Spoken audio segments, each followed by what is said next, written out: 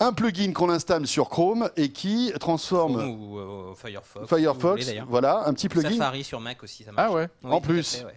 et ça Ou Chrome transforme sur en Mac, fait ça marche aussi. Enfin, notre bref, navigateur, ça transforme le navigateur en salle de cinéma gratuite. Gratuite. Oui, c'est un peu ça en fait. Effectivement, je pense que à peu près tout le monde qui nous regarde connaît Popcorn Time maintenant.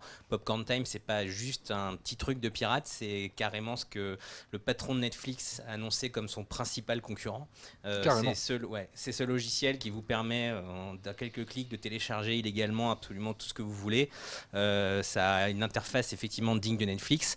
Alors Popcorn Time, il y a eu pas mal de remous ces derniers temps. Il a notamment été blacklisté, interdit par les ayants droit qui ont, au bout d'un moment, réussi à fermer en fait sa source de données, le site qu'il alimentait.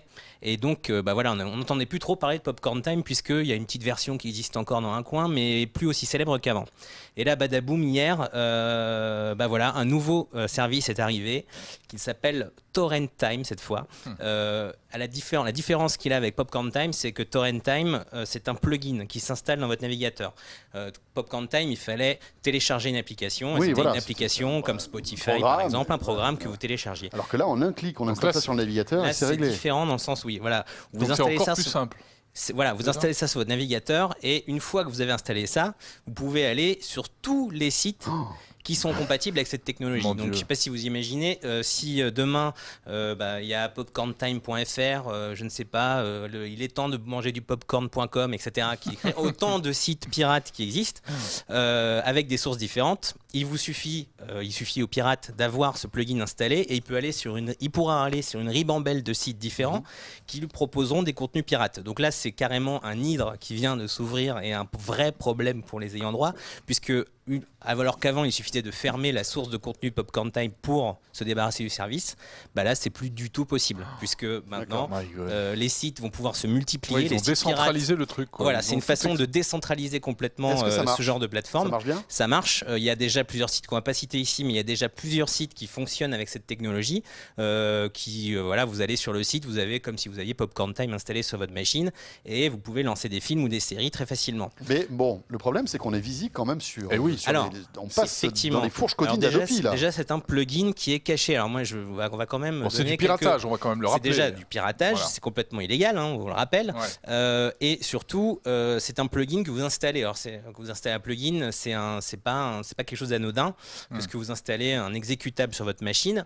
Sur cet exécutable, malheureusement, il n'est pas open source. On ne sait pas ce qu'il y a dedans. Donc, on ne sait pas qui a développé ce plugin. Ils disent on est super sympa, on est des geeks, on est géniaux et on a développé un super plugin pour vous aider, mais on ne sait pas qui c'est.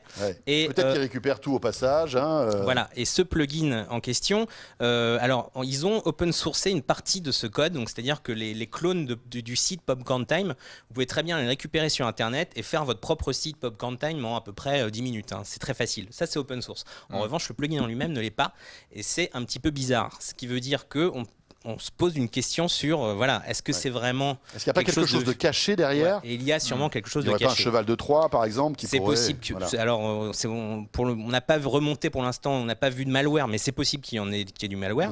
C'est aussi possible que ces gens-là veuillent faire de l'argent. Et c'est ça, en fait, qu'ils veulent faire. Ils veulent faire de l'argent. Comment faire de l'argent ? Alors, parce que quand vous lancez ce logiciel, quand vous allez sur un de ces sites, on vous propose tout simplement, on vous dit d'abord, c'est dommage, vous n'avez pas activé de VPN, mais justement, vous n'avez pas de VPN, alors du coup, la Adopi peut vous contrôler. Donc on vous conseille d'installer un VPN. Popcorn Time le faisait déjà. Exactement, c'était ce qui a fait tomber Popcorn Time d'ailleurs, puisque les gens qui faisaient tourner Popcorn Time ont eu un problème parce qu'à partir du moment où ils faisaient de l'argent avec ça, puisque en fait ils faisaient des deals avec des vendeurs de VPN et ils partageaient le revenu que les gens quand ils prenaient un abonnement au VPN, les gens de Popcorn Time faisaient un Et là, c'est le même business. Eh bien, c'est à peu près le même business. Ils proposent des VPN payants. Ils proposent aux VPN de s'inscrire dans ce programme.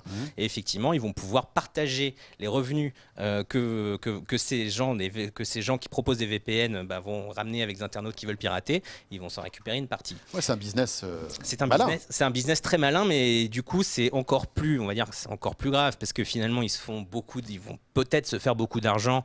Ces gens-là, on ne sait pas trop qui c'est, sur le dos des ayants droit, sur les gens qui font des films, etc. Et c'est vrai que là, du coup, on est très loin de l'idéologie du partage, du peer-to-peer qui a eu lieu à une époque.